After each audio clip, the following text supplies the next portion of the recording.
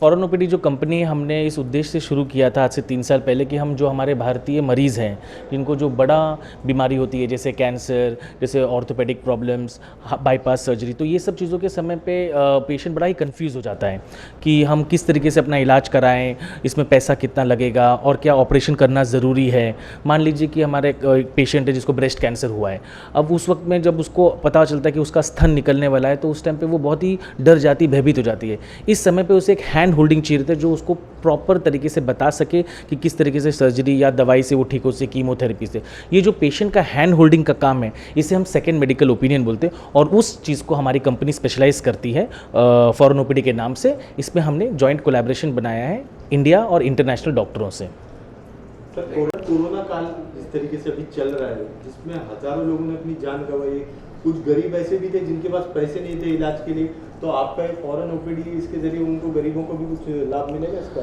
हाँ, ये मिला है। अभी तो थैंक गॉड कि भी कोरोना ऑलमोस्ट ख़त्म होने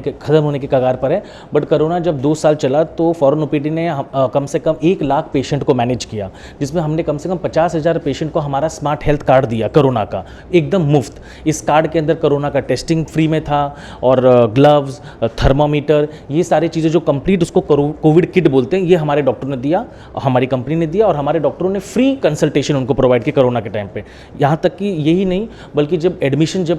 मुश्किल था उन दिनों तो फॉरेन ओपीडी का जितना पहचान है, हमारे पास मोर देन 200 हॉस्पिटल हमारे बोर्ड पर है, तो उनसे पर्सनल लेवल पे, क्योंकि मैं खुद भी एक डॉक्टर हूँ, मैंने एमडी मेडिसिन किया है पीजीआई के अंदर, पीजीआई लखनऊ में असिस्टेंट प्रोफेसर था, आईसीयू का डॉक्टर हूँ, तो हमने खुद भी लेवल पे जाके हमने इसको एक पर्सनल लेवल पे भी मैनेज करने की कोशिश की है और मैं इसके लिए बहुत संतुष्ट हूँ। और इसके लिए पिछले साल मुझे गवर्नर ने भी कोविड वॉरियर का डॉक्टर इंदर को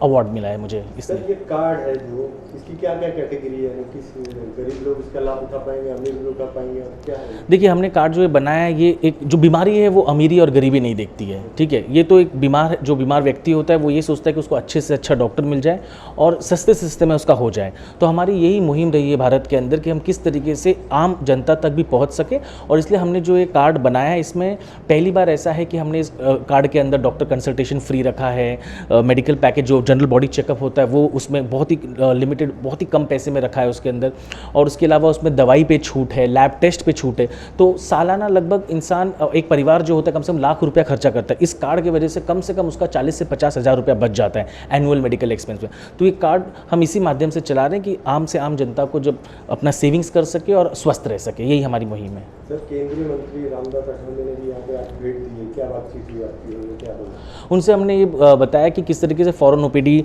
एक सेंटर फॉर एक्सेलेंस है सेकेंड मेडिकल ओपिनियन में, और हमने किस तरीके से इंडिया के अंदर 5,000 डॉक्टरों से, टॉप डॉक्टरों से टाई अप किया है। तो जो भारत सरकार की जो गाइडलाइन है कि